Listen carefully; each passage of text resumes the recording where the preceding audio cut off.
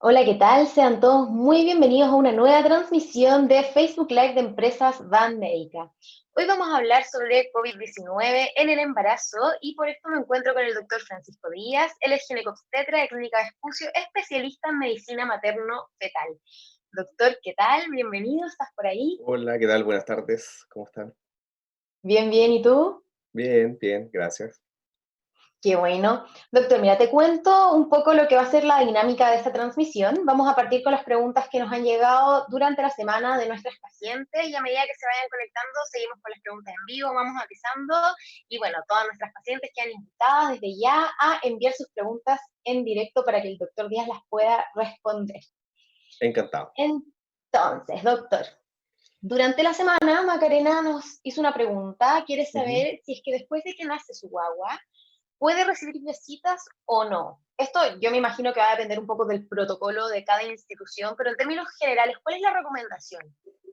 Bueno, actualmente la recomendación de cuidados en el domicilio para la población en general es mantener la distancia social, es en el fondo idealmente si es que uno no puede tener una distancia social permitida, ojalá usar mascarilla. Por lo menos en estos momentos las mujeres que efectivamente tienen a su bebé y si tienen que ir para la casa, la idea obviamente es reducir el número de visitas, porque como todos sabemos existe un grupo de personas que pueden tener la infección y no tener síntomas, por lo tanto, teóricamente estas personas pudiesen contagiar a las personas visitadas y por lo tanto en resumen, lo ideal es que se restringe el número de visitas. Y eso está establecido tanto para las pacientes en sus domicilios como las pacientes que están hospitalizadas en contexto de su parto. ¿Ok?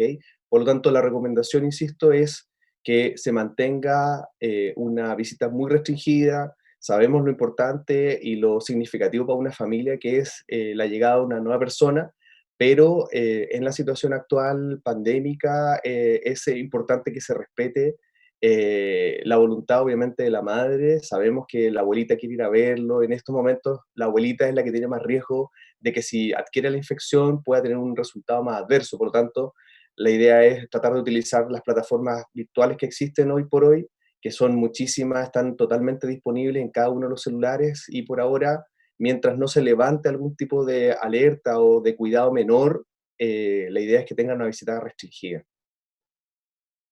Perfecto. Seguimos con las preguntas de la semana, doctor. Denise dice, mi consulta es cómo se lleva a cabo el parto en términos de uso de mascarilla, etcétera, el aislamiento del bebé. Quiere saber si en las salas va a poder tocar a su guagua sin guantes y ese tipo de cosas. Sí, hoy por hoy existen dos tipos de pacientes que llegan a una maternidad en trabajo parto. Uno, la paciente que por síntomas tiene sospecha de COVID-19, que también está incluido las pacientes que efectivamente por síntomas previos al trabajo de parto se les confirmó que tienen COVID-19, para las cuales existe un protocolo muy establecido que es basado en recomendaciones y en literatura científica. Y el resto de las pacientes que no tienen ni síntomas ni que han sido confirmadas con COVID-19 tienen por ahora un protocolo muy similar al que existía desde previo a este inicio de la pandemia. A modo de ejemplo, si mi señora no tiene síntomas y está en trabajo de parto y tampoco se ha solicitado el examen por haber sido contacto estrecho o haber tenido algún síntoma sospechoso, ella ingresa a la urgencia, de la urgencia inmediatamente es separada de la urgencia general donde pudiesen haber pacientes contagiosos, se evalúa si efectivamente está en trabajo parto y se traslada a la sala de preparto en donde hoy por hoy, dado existe la recomendación del uso de mascarilla en sitios cerrados, especialmente en clínicas y hospitales, cuando hayan más de 10 personas en un ambiente cerrado, la paciente tiene que usar mascarilla, el acompañante también tiene que usar mascarilla y el personal de salud va a usar mascarilla como es de uso habitual durante el trabajo de parto. Eh, Distinto es la paciente que efectivamente tiene síntomas compatibles con COVID, queda como sospechoso, de hecho le podemos tomar el examen al ingreso en ese contexto, o la paciente que ya es positiva, conocida, ella tiene un protocolo establecido distinto, en donde se toman muchas más medidas, dentro de las cuales, por ejemplo, en respecto a el tema del contacto con el recién nacido, si bien es cierto, la OMS no lo ha prohibido, basado fundamentalmente por opinión de expertos, no por literatura dura, científica, la mayoría de las sociedades científicas internacionales e incluso acuerdos nacionales han establecido tratar de reducir al máximo el contacto de la madre que es confirmada positiva o sospechosa con su recién nacido. Perfecto, doctor. Te cuento que ya están llegando algunas preguntas en vivo, se están conectando nuestras pacientes que de nuevo reiteramos pueden enviar sus preguntas desde cualquiera de nuestras clínicas, estamos transmitiendo desde todos lados. Súper. Y Javiera quiere saber cuáles son los riesgos de concebir un embarazo en este periodo de contingencia. Es algo que también se repitió durante la semana. En el fondo, planear un embarazo, Mm. ¿será recomendable o no en esta época? Mira, en estos momentos, si una mujer desea hasta embarazarse y efectivamente está en un proyecto de embarazo, por ahora no hay ninguna recomendación que evite eso, ¿ya? Lo que se sabe actualmente que cada día salen al menos unos 150 a 200 trabajos científicos diarios nuevos relacionados al tema de COVID. Si una mujer efectivamente se embaraza y durante su embarazo adquiere la infección, no se ha demostrado que tenga mayor riesgo de ciertas complicaciones mayores. De hecho, la mujer embarazada, solo por el hecho de estar dentro de un grupo etario de bajo riesgo, en general no les va mal.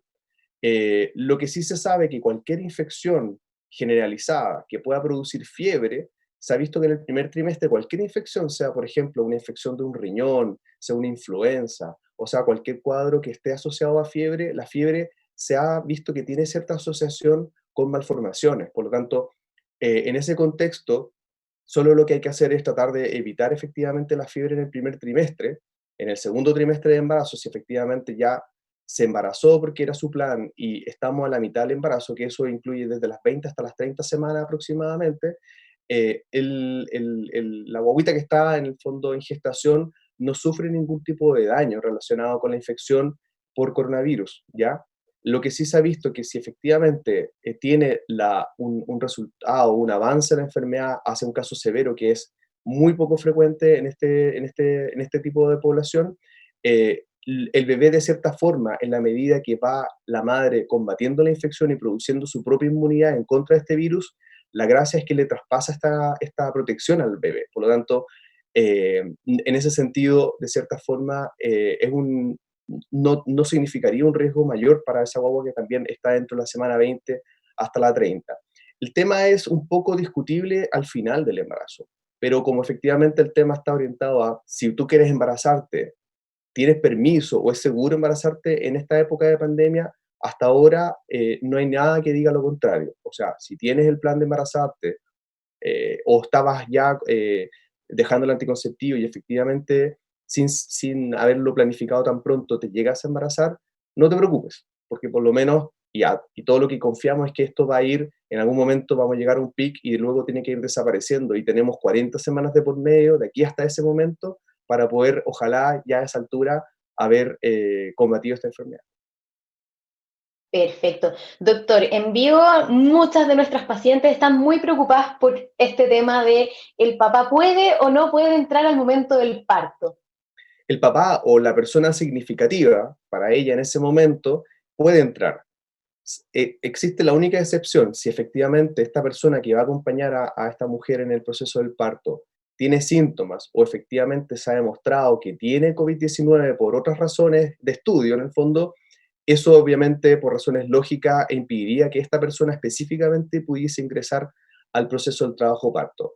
La persona que acompaña a la paciente que está en trabajo parto, que cumple un rol súper importante de apoyo, eh, si, por ejemplo, desea no estar con mascarilla, no. O sea, vamos a seguir respetando todas las indicaciones actuales, las recomendaciones, y por lo tanto la persona que acompaña va a tener que usar una mascarilla común y corriente, puede ser la mascarilla social actualmente que se está distribuyendo, que es de tela, o si por razones de apuro, vino desesperado porque efectivamente inició trabajo parto y está avanzando rápidamente y llega sin la mascarilla, nosotros le proveeremos mascarilla para que efectivamente él se pueda proteger durante el proceso del acompañamiento del trabajo parto. Pero hoy por hoy necesitamos que esa mujer que está en trabajo parto siga respetándose el apoyo de la persona significativa, sea el marido, sea su madre, sea quien sea. Nosotros estamos respetando eso, pero obviamente con ciertos cuidados que tienen que ver con que esta persona tiene que estar perfectamente sana a la entrevista o que tiene que tener el estudio negativo si es que en alguna vez tuvo que hacérselo por algún motivo especial. Perfecto. Doctor Enrique hace una pregunta bien interesante, encuentro yo. Quiere saber si es que es recomendable saltarse los controles ecográficos en este periodo. Mira, respecto al control ecográfico, la OMS, que en el fondo tiene que velar por la salud universal del planeta, es decir, desde el país más rico hasta el país más pobre, ha establecido un cierto margen de ecografías mínimas necesarias para poder dar una atención segura y de calidad durante el embarazo. En ese mismo sentido, la Fundación de Medicina Materno-Fetal de Inglaterra también tiene un lineamiento que es muy, muy clave. Por ejemplo, si yo tuviese que hacerme un número determinado, límite mínimo de ecografías, ¿cuáles deben ser y en qué momento? Es decir, si por ejemplo una mamá quiere hacerse una ecografía para saber el sexo, quizás no es el mejor momento para buscar esa oportunidad de salir de su domicilio, ir a un centro de salud y realizarse una ecografía que desde el punto de vista médico aporta muy poca información para el manejo del embarazo. Eh, por lo tanto, en estos momentos se está restringiendo el número total de ecografías basado fundamentalmente en hechos científicos que dicen que, por ejemplo, la primera ecografía es una ecografía extremadamente importante porque a través de esa nosotros podemos establecer primero si un embarazo único o un embarazo múltiple, si un embarazo dentro del útero o un embarazo ectópico. Y esa ecografía idealmente hay que hacerla cuando haya un atraso de aproximadamente unos 6 a 8 semanas. Es decir, una mujer se hace un test de embarazo y luego de ese test de embarazo tiene que esperar por lo menos unas 4 a 6 semanas para poder hacerse la primera ecografía. Luego de esa ecografía, la siguiente ecografía más importante del embarazo es una ecografía que se realiza entre la semana 11 y 14 semanas. ¿Cuál es el objetivo de esa ecografía? Identificar a las mujeres que cursan con un embarazo que es de alto riesgo, es decir, una paciente que tiene altas posibilidades de complicaciones, tanto la madre como el bebé. Lo que uno busca son marcadores ecográficos de riesgo, por ejemplo, de preeclampsia. La preeclampsia es una enfermedad muy mala que efectivamente produce la muerte de muchas embarazadas en todo el mundo, y en ese momento tenemos la oportunidad de identificar si esa mamá tiene o no tiene riesgo de esa enfermedad. Al mismo tiempo, se ha buscado estrategias para poder identificar si ella va a tener un parto prematuro, y en ese momento también se puede realizar esa evaluación. Y por otro lado, se ha visto que muchos de los bebés que fallecen antes del nacimiento o inmediatamente después del nacimiento por malformaciones o por síndromes genéticos, también uno puede en ese momento, en esa ecografía entre la semana 11 y 14, hacer un análisis para establecer cuál es el riesgo de que ese bebé tuviese alguna enfermedad cromosómica. Después de esa ecografía, uno se puede saltar todo el embarazo hasta llegar a las 22 y 24 semanas, en donde se hace un análisis complementario con la ecografía que se hace entre la semana 11 y 14, buscando nuevamente marcadores más certeros de riesgo de preeclampsia, riesgo de trastornos del crecimiento del bebé, es decir, que los bebés sean muy flaquitos, lo que aumenta el riesgo de un resultado adverso, el riesgo también de parto prematuro. Y otra cosa que no hemos podido ver hasta ese momento es el cuerpo del bebé. Existen niños que, a pesar de que no tienen alto riesgo de tener una enfermedad cromosómica, lejos la más conocida, el síndrome de Down, pueden tener malformaciones. Hacer una ecografía entre la semana 22-24 puede en el fondo entregarnos la información de las principales malformaciones que puede presentar un bebé para poder prepararnos tanto emocional como médicamente para poder recibir a ese niño.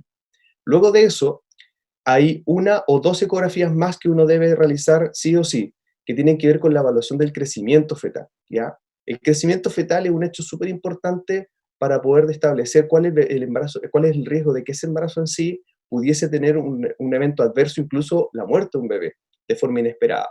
Para ello, lo que uno debe hacer es una evaluación de crecimiento fetal estableciendo el peso para las semanas que tiene. Y el mejor momento para realizar esa ecografía se hace entre las 32 a 34 semanas. Existe un grupo muy poco frecuente de casos que esta enfermedad que se llama restricción del crecimiento o insuficiencia placentaria, que hace que el bebé que sea extremadamente delgado y que pueda incluso faltarle oxígeno, eh, para ello nosotros lo que estamos ofreciendo es una ecografía final entre las 36, 37, máximo 38 semanas. En resumen, con esas 4 ecografías podemos supervisar de manera muy segura, muy científica, un embarazo que antiguamente se hacía una ecografía mensual o incluso en algunos centros se hace, en cada uno de los controles se hace una ecografía. Perfecto, entonces bajar un poquitito las ansias con esto de saber si el sexo de la guagua en el fondo en este momento es lo menos importante, podríamos decir, es Ujú. importante que esté sanita. Aparte, en la ecografía de la Perfecto, 22-24 vamos a revisar el sexo, claramente. Si bien es cierto, es súper claramente. importante el punto social, a nosotros dentro de la evaluación de si no tiene una malformación cardíaca, si no tiene una malformación del sistema nervioso, una malformación del sistema urinario, obviamente el sexo es un evento súper significativo para la paciente, para la familia y para, en ese momento, Para el todos. acompañante, exacto. Perfecto. Doctor, Nicole quiere saber si es que, bueno, ya nos pasamos un poco al momento del parto. Quiere saber si es que una mujer está contagiada, ¿puede transmitir el virus a través de la leche a la huevita? Hasta ahora, a ver, si una paciente está embarazada, se ha estudiado todos los tejidos y todos los fluidos que pudiesen eventualmente contener el virus. Hasta la fecha, no se ha encontrado el virus en líquido amniótico, no se ha encontrado el virus en el cordón umbilical, no se ha encontrado el virus en la orina, ni tampoco se ha encontrado el virus en la leche. Por lo tanto, uno podría decir que efectivamente la leche no es una forma o no es una sustancia o una secreción de la madre que pudiese efectivamente transmitirle el virus al bebé. El virus es súper claro y hasta ahora no hay ninguna novedad respecto a cómo se transmite. El virus se transmite y es producido fundamentalmente en las secreciones de la vía respiratoria. Por lo tanto, la saliva, la secreción nasal, es la que contiene en altas cantidades el virus y es la forma en que yo puedo contagiar a otra persona. No se ha visto que exista la transmisión vertical, nosotros le llamamos técnicamente a eso, que quiere decir que por el hecho de estar la mamá embarazada, o sea, la mamá en el fondo contagiada, pasarle este virus por la sangre, por la placenta o por la leche a su recién nacido o a su bebé por nacer. Perfecto. Doctor, Sandra pregunta, si no tengo síntomas, ¿puedo tener un parto natural respetando la lactancia inmediata? En el fondo, ¿qué pasa con las pacientes con y sin síntomas? ¿Parto natural, cesárea? ¿Qué es lo más recomendable? Actualmente, a ver, si una paciente embarazada no tiene síntomas, no se va a manejar obviamente como un caso sospechoso confirmado. Por lo tanto, en estos momentos, su parto sigue siendo su parto. Es decir, si ella tiene la convicción de tener un parto natural a ver, hagamos una diferencia. El concepto de parto natural versus parto vaginal es un poco distinto. El parto natural como concepto más específico se considera una mujer que desea tener a su bebé con la mínima intervención médica posible, es decir, sin oxitocina, sin anestesia, para poder en el fondo vivir el parto en toda su plenitud desde el punto de vista experimental o experiencial, por decirlo así.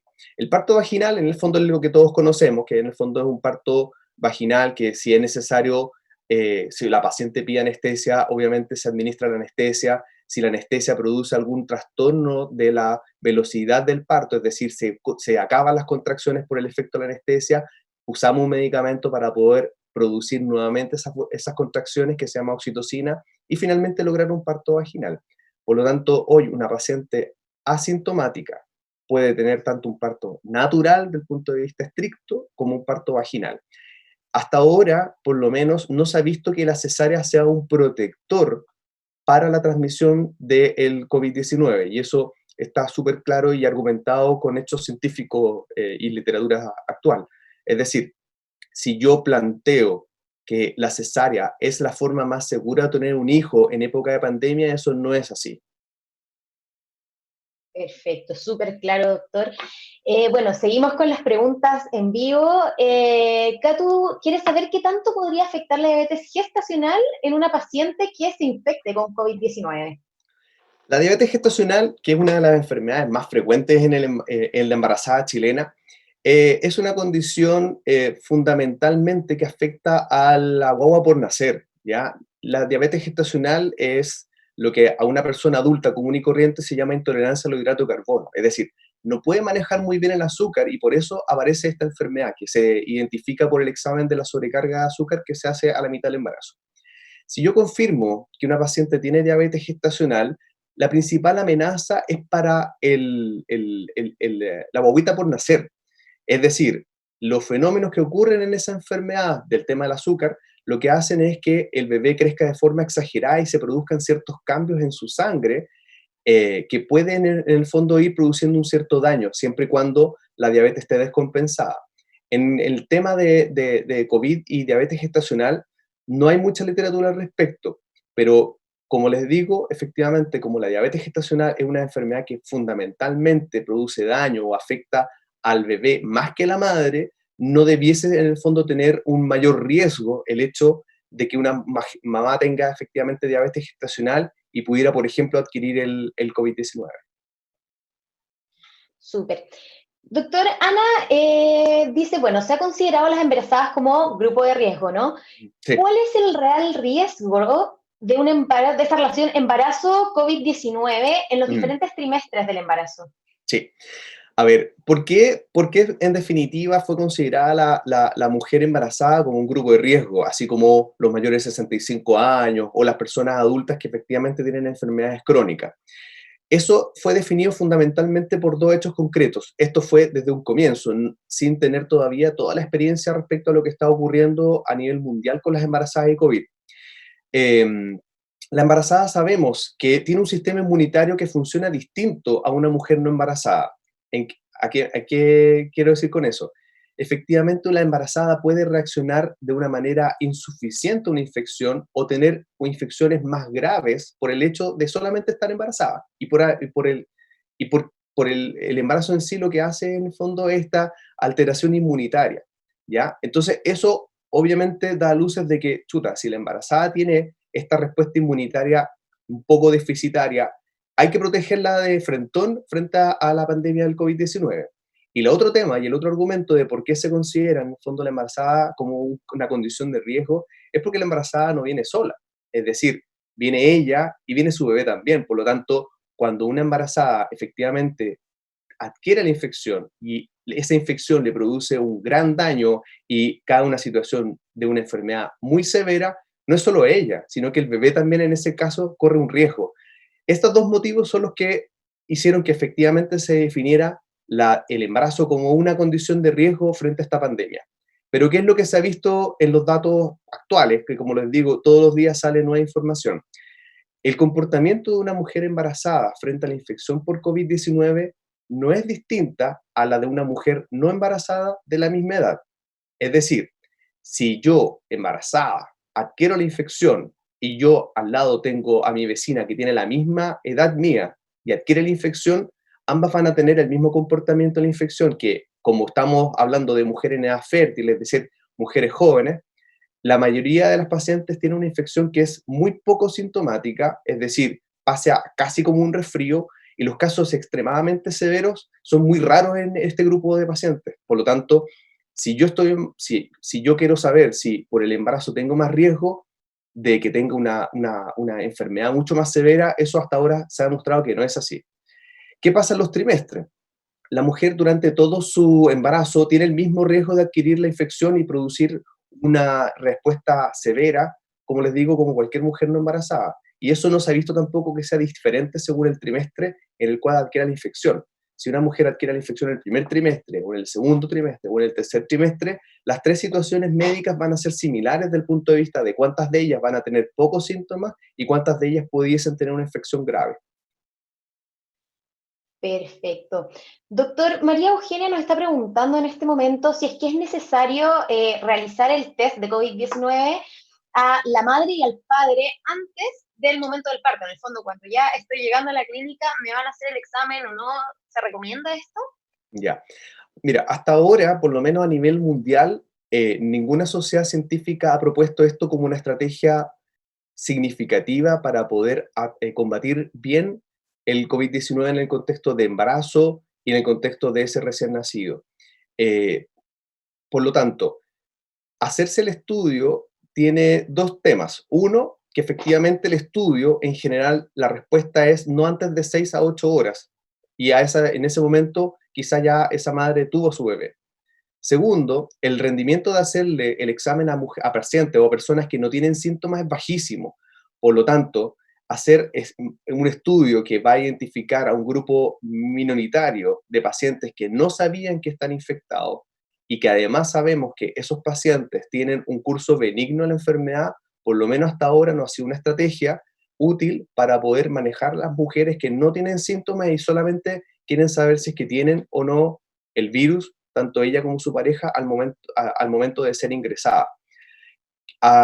Aproximadamente hace una o 2 semanas salió en la literatura científica la experiencia de un hospital en Nueva York.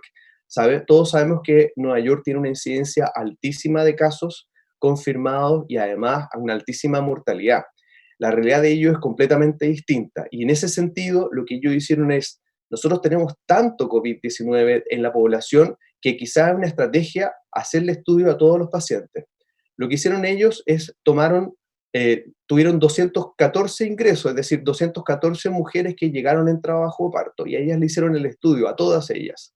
4 de esas pacientes tenían síntomas, que obviamente se confirmó con el examen. Y hubo un grupo de pacientes que no tenían ningún síntomas y que efectivamente salieron positivos. Pero en ese grupo, en esa población, la incidencia de COVID, es decir, del total de embarazadas, cuántas de ellas tienen el virus, es casi de un 15%, es altísimo.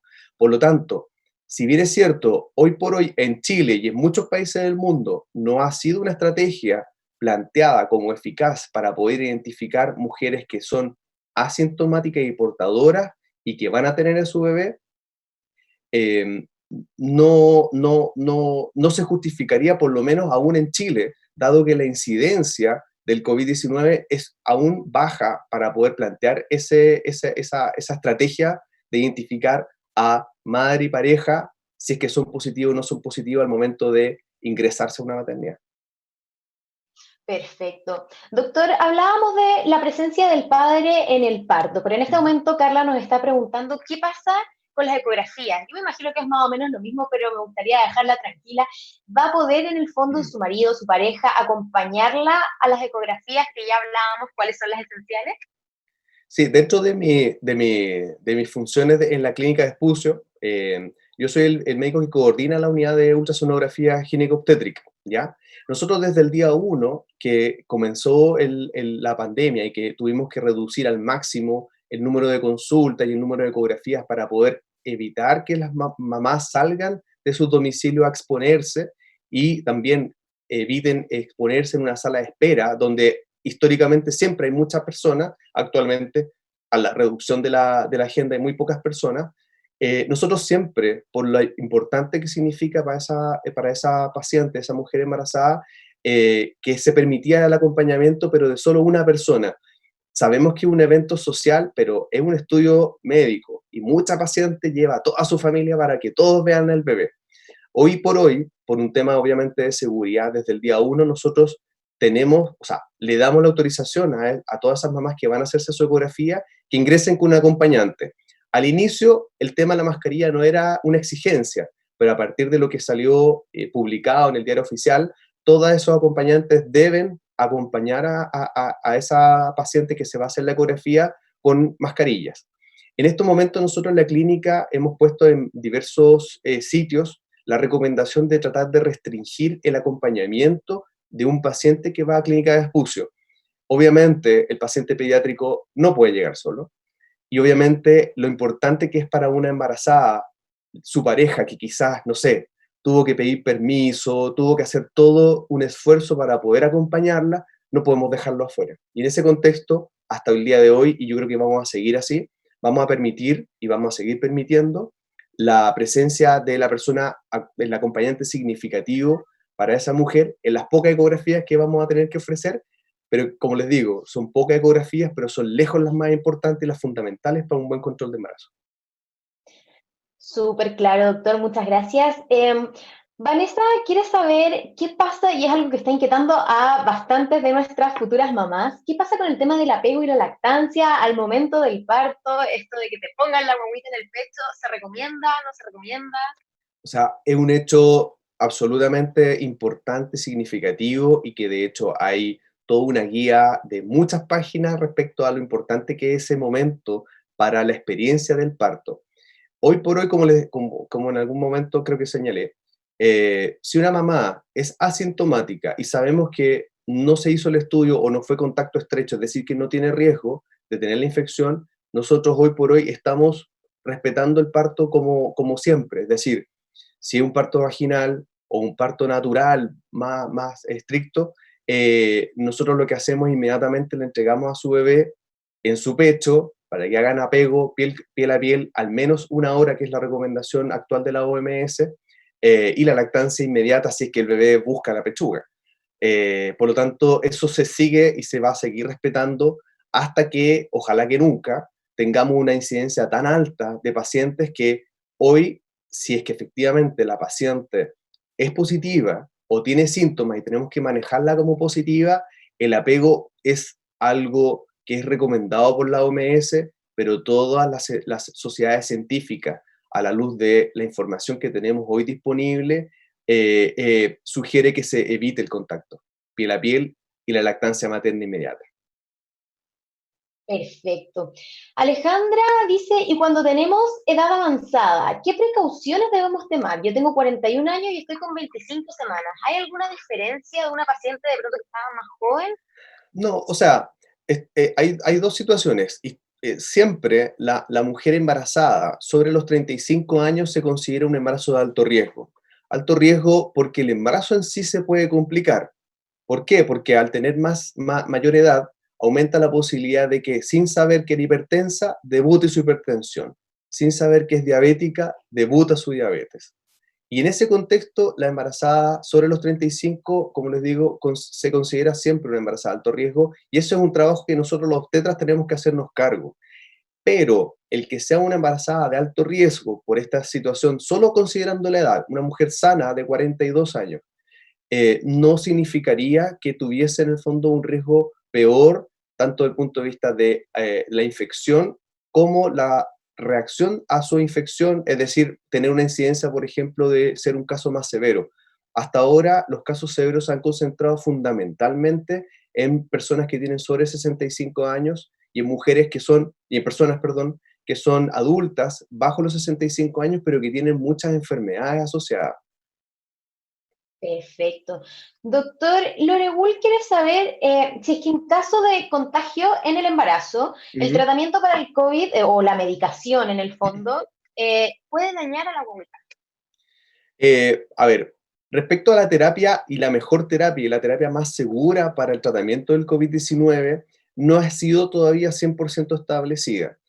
Actualmente, especialmente en los casos en extremos severos, es decir, personas que caen a ventilación mecánica, se ha visto que ciertos esquemas de terapia pudiesen proteger o hacer que la infección tenga una mejor respuesta. De esos medicamentos que actualmente se están utilizando, ninguno de ellos se ha demostrado que produzca un daño en ese bebé. De hecho, si una paciente tiene lupus, ella habitualmente usa hidroxicloroquina como parte de su tratamiento, que es uno de los fármacos que actualmente ha estado un poco en discusión. Inicialmente se ofreció hidroxicloroquina a todas las personas que tenían. Hubo algunos trabajos que se suspendieron porque la hidroxicloroquina puede producir aumento del riesgo de muerte, incluso en algunas personas, pero considerando los esquemas actuales que se están utilizando, especialmente en pacientes, como les digo, severa, la hidroxicloroquina es un medicamento que usan las mujeres que tienen lupus y que las usan durante el embarazo. De hecho, una de las razones de por qué una mujer que tiene lupus y está embarazada puede tener un peor embarazo o más daño o más riesgo para este embarazo en sí es que haya suspendido la hidroxicloroquina. Por lo tanto, hoy por hoy los esquemas que se están utilizando para el tratamiento se consideran que son más seguros que dejar al paciente sin terapia. Y como les digo, por lo menos daño por estos medicamentos no se ha identificado en mujeres embarazadas para su bebé por nacer. Súper. Doctor Leslie, quiere saber qué cuidados preventivos debe tener una mujer embarazada que además es asmática. En el fondo, ella es como doble persona de riesgo en el fondo, ¿no? Perdón, ¿me puedes repetir que me perdí un poquito? Sí, claro. ¿Qué pasa qué precauciones debe tener una mujer que está embarazada, pero que además es asmática? En el fondo, ella tiene como este doble factor de riesgo. Sí. O sea, a ver, lo importante es que efectivamente las personas que tienen alguna condición o alguna enfermedad que pudiese hacer que cuando adquieran la infección tengan una respuesta más severa, tienen que seguir las recomendaciones que se están indicando a nivel nacional, basado fundamentalmente en la información que nos entrega el MinSal, que está argumentado por un panel de expertos en donde hay muchos científicos, mucha gente que estudia literatura científica para poder ver cuál es la mejor evidencia. Todas las personas que tienen condición de riesgo tienen que protegerse, tienen que usar mascarilla en ambientes públicos, tienen que hacer su lavado de manos de forma regular, tienen que evitar tocar su cara al momento de estar en un ambiente de riesgo. Todas esas recomendaciones son transversales y corre para todas las personas. Efectivamente, así como tener asma o tener una enfermedad crónica, eh, tienen que evitar efectivamente el contacto social. Todo lo que está recomendado hay que duplicar la recomendación y volver a insistir y volver a insistir en las personas que efectivamente tienen alguna enfermedad que pudiese ser un predictor de un resultado muy malo si que efectivamente llegasen a adquirir la infección. Perfecto, doctor. Antes de seguir con las preguntas que nos están llegando en vivo, que son muchísimas, te adelanto, me gustaría aclararle a todos nuestros pacientes que nos están viendo, nuestras futuras mamás, nuestros futuros papás, que todas las cosas operativas de las que estamos hablando ahora con el doctor Díaz son exclusivas de Clínica Vespucio, porque, bueno, él trabaja en Clínica Vespucio, pero ante cualquier duda de las otras clínicas, ustedes pueden estar consultando a través de los distintos canales de difusión que tienen las respectivas clínicas, ¿no? Eso es así. Doctor, entonces, seguimos con las preguntas.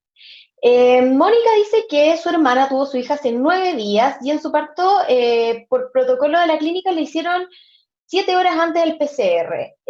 Quiere saber si en el fondo, si nosotros hacemos lo mismo, pensando que hay personas asintomáticas que tienen el virus, un poco relacionado a lo que conversábamos antes, ¿no? Sí, por lo menos hasta ahora no se ha demostrado que la estrategia de realizar PCR a el universo de mujeres que están embarazadas sea una estrategia útil, significativa, para poder hacer un manejo más correcto de, el tema de la infección y el embarazo. Algunas partes lo están haciendo y hasta ahora no hay una literatura que respalde esa medida por ahora, tanto a nivel internacional como nacional. Por lo tanto, el hacer el PCR es un dato más del punto de vista práctico. No nos ha, o sea, por lo menos no ha sido una estrategia validada universalmente y por lo tanto nosotros como clínica de espucio no lo estamos realizando porque no tenemos el respaldo científico que argumente que esa es una excelente medida para identificar las pacientes que son asintomáticas.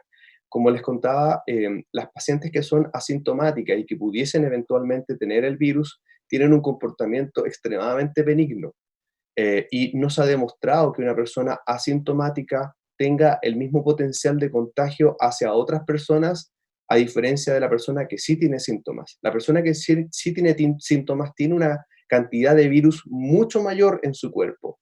Es por eso que tiene síntomas, es por eso que tiene dificultad respiratoria, es por eso que tiene dolor de garganta, dolor muscular. Y esa persona es la que principalmente contagia al resto. La persona que no tiene síntomas y que puedo ser yo o puede ser cualquier otra persona, pero al no tener síntomas, de cierta forma, da una señal de que esta persona tiene una capacidad de contagiar al resto mucho más baja. Y a mí, como persona que no tengo síntomas y que puedo tener el COVID-19, no voy a tener una respuesta más severa. Por el contrario, la mayoría de las personas no tiene ningún síntoma y nunca supo que efectivamente tuvo la infección. Pero sí está demostrado que hasta ahora ese grupo de personas, que son los que no tienen síntomas, aún así teniendo el virus, tienen una capacidad de contagio muchísimo mayor que una persona que sí tiene síntomas, que sí tiene fiebre, que sí tiene dolor de garganta. Súper. Doctor, aquí te voy a hacer dos preguntas en una, así que atención.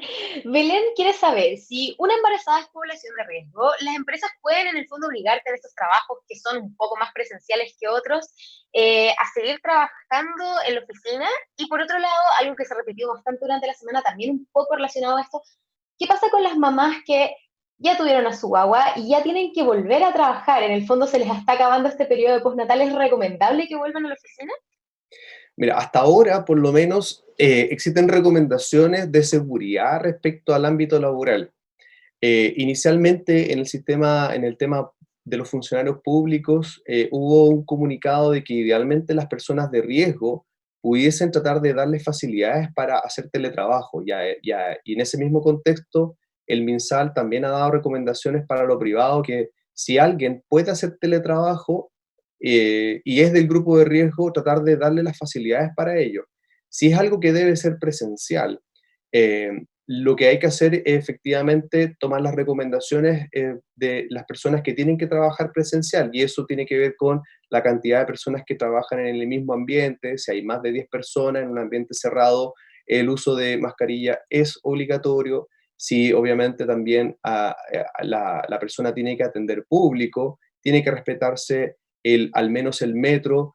La empresa o el lugar donde trabaja tiene que idealmente establecer alguna barrera física para que se respete la distancia y al mismo tiempo para que tenga una especie de protección extra. Actualmente también las personas que andan en la calle y que tienen que estar en lugares cerrados, por ejemplo, yo voy a una oficina y necesito que alguien me ayude, yo tengo la obligación de andar con mascarilla. Por lo tanto, en estos momentos y dada la situación actual, no existe ninguna recomendación de que la embarazada debe sí o sí permanecer en su domicilio hasta que se avise lo contrario. Una mujer que trabaja eh, hoy por hoy, tomando todos los resguardos que actualmente se están recomendando, tiene una muy poca probabilidad de que pudiese adquirir la infección por el solo hecho de estar trabajando, de lo que significa el transporte, lo que significa la estadía dentro del ámbito laboral. En el sentido del tema del postnatal, actualmente existe un postnatal médico, que son los primeros 84 días, y el postnatal parental, que son los otros 84 días, que suman casi 6 meses.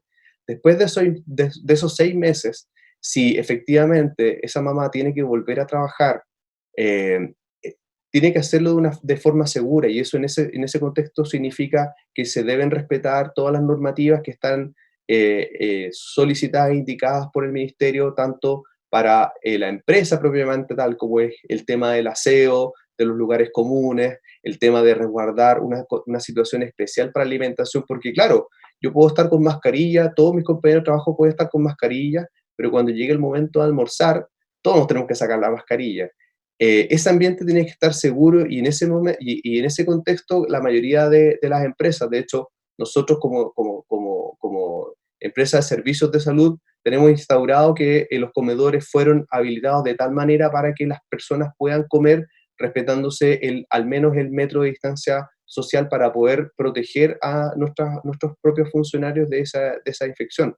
Es decir, hasta ahora no hay ninguna razón que justifique, por ejemplo, que una mamá que ya debe volver al trabajo siga en su domicilio por un temor de probable contagio. Si tomamos las medidas, la posibilidad de contagio se minimiza, y así ha sido hasta ahora la estrategia que hasta nosotros, o sea, hasta ahora por lo menos en Chile, ha funcionado bien. Sí, muy relacionado con esto, María Ignacia justo está preguntando si es que existe algún protocolo de embarazo y trabajo, porque claro, ella es profesora y le preocupa la vuelta a clases. Ya. Es un No, poco lo... sí, el tema de estar embarazada en una situación de la pandemia del COVID-19 es una situación de riesgo principalmente hasta ahora teórico, en el sentido de que es una mujer joven que va a tener un curso de la enfermedad bastante benigno, al igual que otra mujer joven que no está embarazada. Por lo tanto, el ser embarazada se considera de riesgo, pero hasta ahora no se ha demostrado que tengan más riesgo que el resto de la población general. Por lo tanto, esa mamá que es profesora y que está embarazada, tiene que tomar todos los resguardos si es que efectivamente se activan las clases presenciales. Y eso va a tener que significar el uso de mascarilla, la distancia social, el, el tema de si esa mamá profesora tiene que almorzar en el colegio, tiene que el colegio en el fondo darle las garantías para poder tener un ambiente seguro para poder comer, pero ella debe estar tranquila. Actualmente, si uno toma todas las medidas que están recomendadas y que son universales, independiente de que esté embarazada o no esté embarazada, si tomas esas medidas, efectivamente te estás protegiendo. Perfecto, entonces tranquilidad ante todo, María Ignacia. Sí. Doctor, Sara hace una pregunta bien interesante, un poco relacionada con lo que conversábamos antes respecto al tratamiento del COVID durante el embarazo. Ella quiere saber si es que se contrae el virus y se complican los síntomas, por ejemplo, con una neumonía. ¿Se pueden tomar los medicamentos usuales para tratarla o perjudicarían al feto? ¿Cómo se trataría en este caso? Que claro, aquí se toman antibióticos, ¿no? Exacto. Sí, o sea, antibióticos no se toman en realidad. Hay una asociación con un antibiótico. Nosotros en la clínica tenemos un protocolo bien establecido a los pacientes graves, en donde hay una asociación de fármacos, que es un medicamento que se usa, como había mencionado, para el lupus fundamentalmente, y un antibiótico que su asociación en algunos casos se ha utilizado. Ninguno de estos dos medicamentos produce ni ha producido daño en los bebés que están por nacer. Estos medicamentos, de hecho, no en contexto de COVID, sino que, por ejemplo, una paciente que es lúpica y que usa hidroxicloroquina, lo va a seguir usando y es lo más seguro incluso para su propio embarazo. Por lo tanto, si en algún momento es necesario utilizar un fármaco, obviamente todos los esquemas antibióticos que se están utilizando y el esquema que nosotros utilizamos en clínica de espucio se considera la variable de estar embarazada. Hasta ahora el embarazo por lo menos no ha cambiado el esquema que se ha ofrecido para los casos estrictamente severos tampoco es que si yo tengo un poco de dolor de garganta y efectivamente me demuestran que yo tengo el virus que produce la infección de COVID-19, tengo que sí o sí tomar estos medicamentos, eso tampoco se ha validado, solamente para los casos en extremos severos. Y son medicamentos que tienen un perfil de seguridad para el embarazo tal que se justifica absoluta y plenamente la necesidad de usarlos en el caso de que haya una infección severa y que esté embarazada. De hecho, en estos momentos lo que se está proponiendo como manejo de las pacientes que están embarazadas severas y que están lejos de las 34 semanas es la continuación del embarazo. El bebé está extremadamente protegido por su madre. Su madre, en la medida que va combatiendo la infección, va produciendo inmunoglobulinas que las traspasa a través de la placenta y le está entregando inmunidad a ese bebé que no sabe lo que está pasando afuera. Por lo tanto, es súper importante tener muy claro que si un paciente efectivamente tiene una situación grave por COVID-19 y está embarazada y está lejos de las 34 semanas, lo más seguro es que el bebé se quede adentro. Y así, por lo menos, es la propuesta que se está haciendo y el manejo que se está ofreciendo en nuestra clínica. Súper, doctor, no nos queda mucho tiempo. Voy a tratar de agrupar algunas preguntas que Ujú. nos han llegado que considero que son bastante relacionadas. Jessica dice, soy profesora y soy asmática, tengo 26 semanas de embarazo, me preocupa la situación de ser asmática. ¿Puedo solicitar algún certificado para no hacer clases presenciales sino online? Cuando O hablo de sea, agruparlas, nos han llegado muchas preguntas de estas enfermedades que son considerados los pacientes como de riesgo, hipertensión, resistencia a la insulina, en el fondo están muy preocupadas si es que por estar embarazadas y con este otro factor, también lo conversábamos un poquito antes, eh, tienen algún otro riesgo, ¿qué precauciones debieran tomar?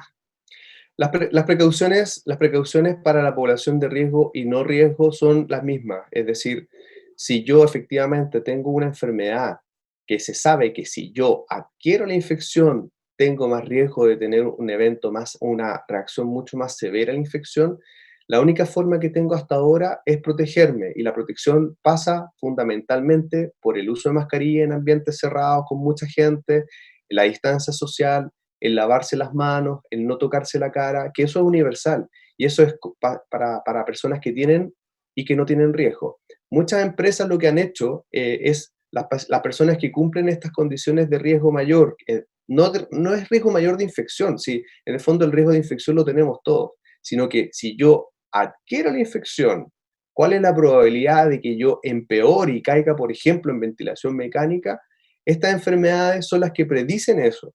Por lo tanto, lo que yo tengo que saber es que soy de riesgo, debo cuidarme más y lo que están haciendo muchas de las empresas que quieren en el fondo dejar excluir a estas personas que tienen enfermedades crónicas, que tienen alguna situación que puede hacer que tenga una respuesta más severa a la infección, es promover el tema del teletrabajo.